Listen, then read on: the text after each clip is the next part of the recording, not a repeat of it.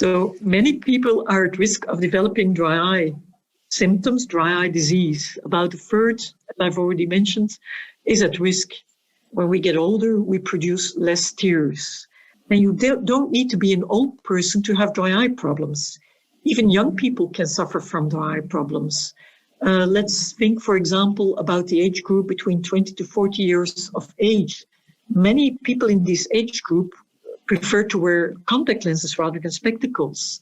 But then they notice that if they wear contact lenses, that at the end of the day, they have these dry eye symptoms. Feel that their eyes are starting to feel this grittiness and that they need to remove the contact lenses.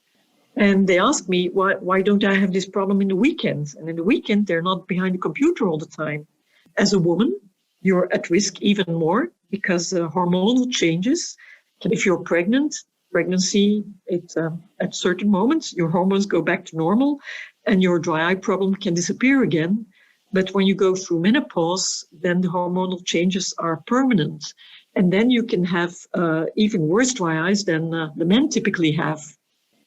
And what we all get when we're getting older, that's cataract. And if we undergo cataract surgery when we're 70 or 75 years old, we know now this is something that was much neglected in the past, that if you undergo cataract surgery, that after the cataract surgery, you risk having dry eyes for quite some time, for several weeks or even months after the surgery. Continuing about risk factors, there's this subgroup of patients, and then I'm thinking about autoimmune diseases, and the nicest example of autoimmune disease leading to dry eyes is rheumatoid arthritis, systemic disease, meaning it can attack all kinds of tissues in your whole body. And rheumatoid arthritis is well known that it can also lead to your immune system attacking your lacrimal glands and your salivary glands and leading to very severe dry eye and dry mouth problems.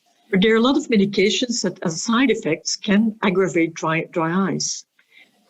So I hope that with my answer, I've drawn a picture of the broad range of people in the general public that can have problems with dry eyes.